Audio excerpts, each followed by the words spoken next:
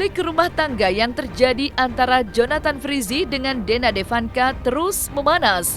Setelah sebelumnya pihak Ijong menunjukkan beberapa foto rekaman CCTV yang diklaim oleh pihak Jonathan Frizzy sebagai tindakan dugaan kekerasan Dena Devanka terhadap Ijong, kini pihak Dena Devanka juga menunjukkan yang diklaimnya sebagai bukti-bukti dugaan perselingkuhan yang dilakukan oleh Jonathan Frizzy. Berikut Dena Devanka yang menyebutkan jika Jonathan Frizzy diduga melakukan perselingkuhan. Bulan Mei itu saya sudah lebam-lebam, ya.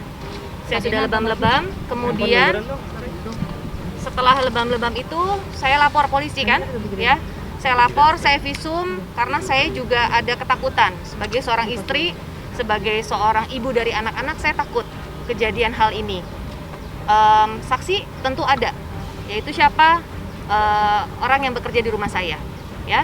Semua sudah dipanggil ke pihak Polres dan semuanya memberikan kesaksian yang sejujurnya. Setelah itu saya berusaha untuk menjalani hidup seperti biasa, ya. Saya juga. Tapi kejadian yang ada di video ini itu kejadian di bulan Juli. Di saat itu saya kondisi pada saat kondisinya tuh saya lagi berkabung, ya.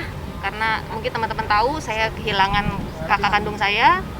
Di situ baru 7 harian, kejadian itu subuh-subuh. Tiba-tiba emosi, marah, terus dia gedor-gedor kamar saya. Dia pengen ngasih anak saya nih, dia pengen pergi lah, intinya seperti biasa dia mau pergi dari rumah. Dia gedor-gedor, akhirnya kejadian lah seperti video ini. Gitu. Kak Dena diapakan kalau boleh tahu? Sedikit ya dilihat aja dari videonya, ya. Bisa ditunjukin? Terang. Itu dan. Oke. Agak ke tengah, Bang. Majuin aja Mas, Maju. handphone nggak usah maju, ada juga. Nih teman-teman, mungkin kalau saya juga sebenarnya udah nggak mau, ya. Tapi ini ada beberapa chat yang saya juga sudah print, ya. Sampai sebenarnya sih agak lebih tebel, ya. Tapi ini yang apa ya? Mungkin saya kasih taunya kalau setiap kali saya komunikasi sama dia itu selalu bahasanya seperti ini. Jam 10 malam, ya. Iya, nggak syuting. Emang kenapa? Sudah break. Emang kenapa? Mau nggak kerja? Emang kenapa? Gitu, ya. Kemudian kalau saya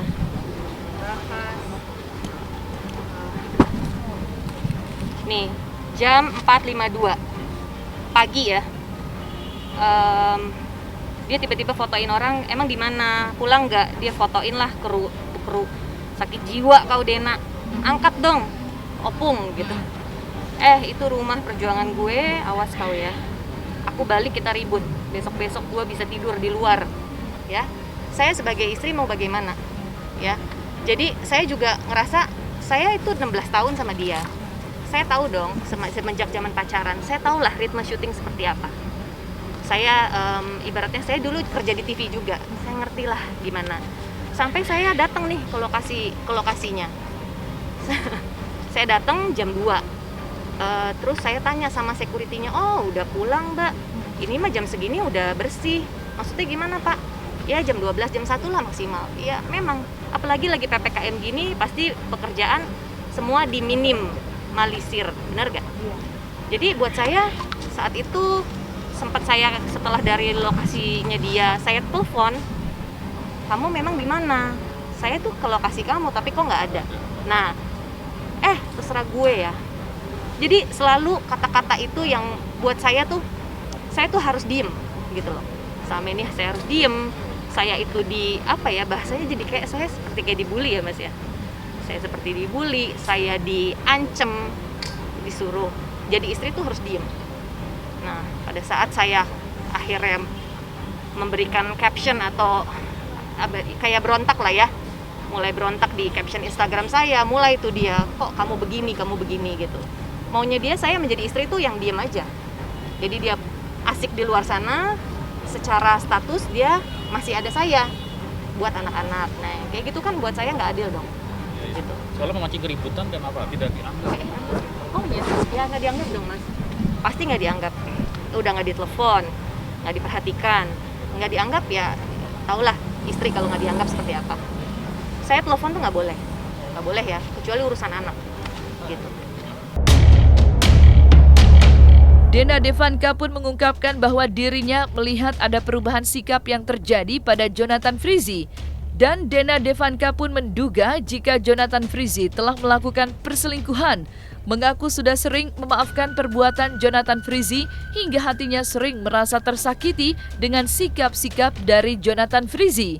Sementara Jonathan Frizzy tetap membantah bahwa dirinya melakukan apa yang diduga oleh Dena Devanka. Ya, sejak ada kedekatan lah gitu, sejak ada kedekatannya lah. Jadi berubah karakter berubah sekali gitu. Dan seperti yang tadi saya sudah bilang, saya pikir dengan saya memaafkan dengan kejadian yang dulu ya, kejadian yang dulu ada dugaan perselingkuhan itu, saya pikir dia sudah membaik.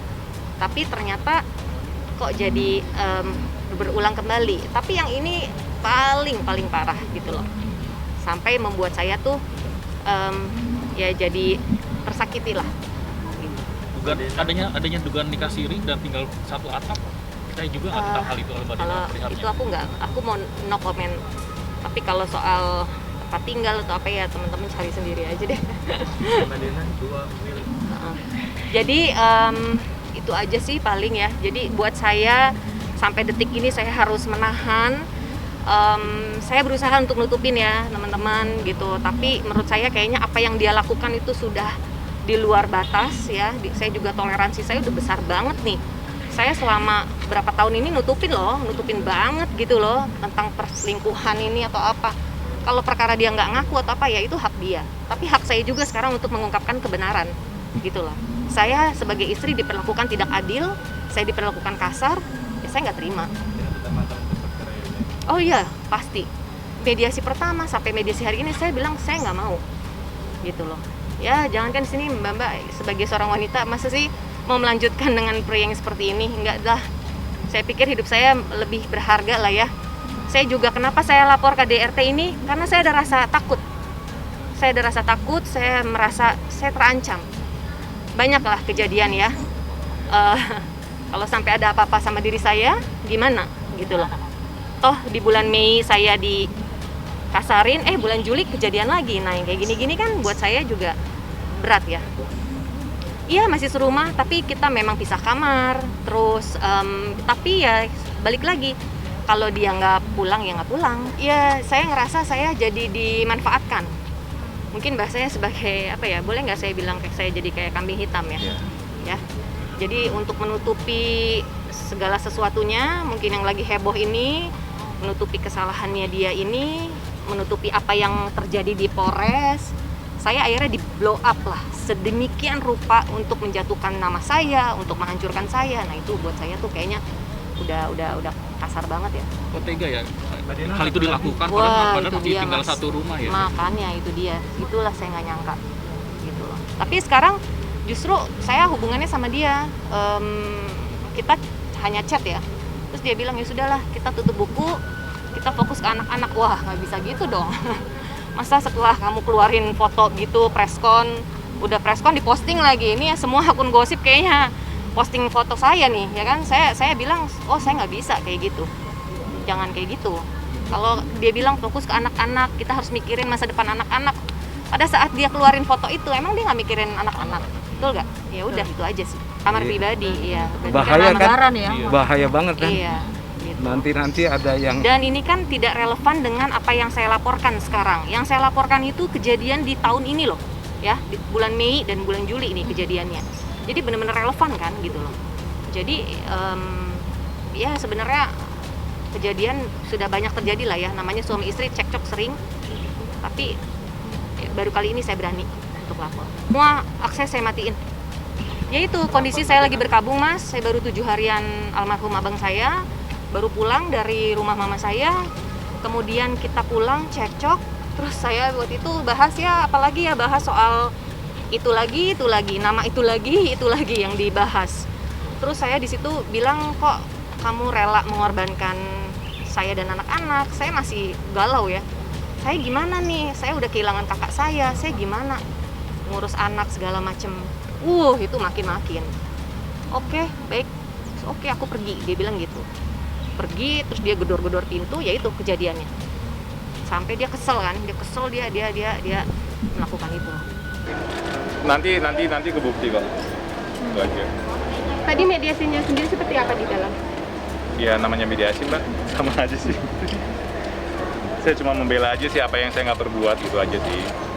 Saya cuma membela kalau saya tidak melakukan apa yang dituduhkan selama ini.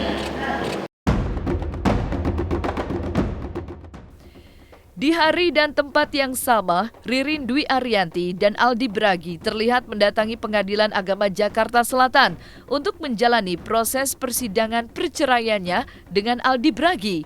Baik Ririn maupun Aldi Bragi pun terlihat tenang manakala menjalani proses persidangan perceraiannya dengan Aldi Bragi. Sehat Mbak Ririn. Alhamdulillah. Apa kabar aja Mbak? Hakim bikin kali.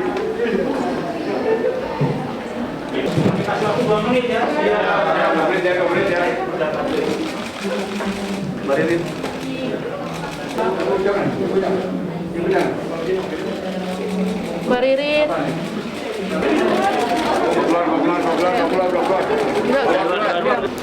Mbak Ririn, sedikit Mbak. Mbak, komentar sedikit Mbak. Sidang kasih tadi seperti apa Mbak? Maaf, Mbak. Mbak Ririn gimana Mbak? Maaf. Sedikit aja Mas, hasilnya seperti apa? Enggak apa-apa Mbak, sebentar aja. Sedikit aja di sini. Misi. Mbak Ririn masih mau lewat. Mana mana Mbak rumah tangganya? Misi ya Mbak. Udah ya, masuk aja. Mbak Ririnnya mau komen ke Mas sebentar aja. Iya, Mbak Ririn Makasih. seperti apa Mbak? Makasih Mbak, ya. bertemu ke Mas Aldi Mbak. Makasih ya. Mas Aldi sedikit Mas Aldi komentarnya Mas. Sampai akhir. Sidangnya pengen seperti apa Mas? Sedikit aja Mas, bentar aja. Thank you. Mas, kenapa akhirnya memutuskan untuk menuntut seperti apa Mas? Oh jatuh. Mas, Ya sidang hari ini tadi agendanya mediasi ya. Jadi tadi pagi hari ini ada 2 sidang. Persidangan yang pertama adalah sidang dengan hakim mediasi, kemudian dengan sidang hakim perkara.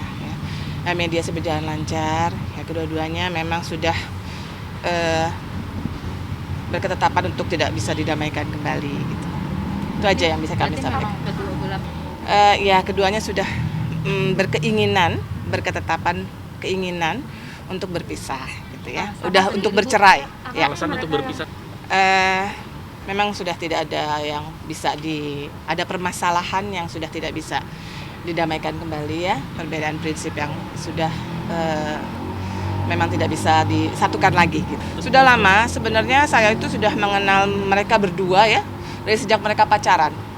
Jadi sudah lama sekali mereka berdua memang sobat-sobat saya, klien saya juga ya. Jadi saya mengenal sekali keduanya ya, baik Aldi maupun Ririn. Nah, memang Ririn itu sudah lama sekali, sudah beberapa tahun yang lalu itu sudah sekitar hampir 5 tahunan lah ya. Memang sudah beberapa kali berkonsultasi dengan saya gitu ya. Tapi ya memang tetap dimintakan untuk mempertahankan gitu ya. Tapi memang mungkin permasalahan itu perbedaan prinsip yang memang sudah tidak mungkin lagi diselesaikan gitu.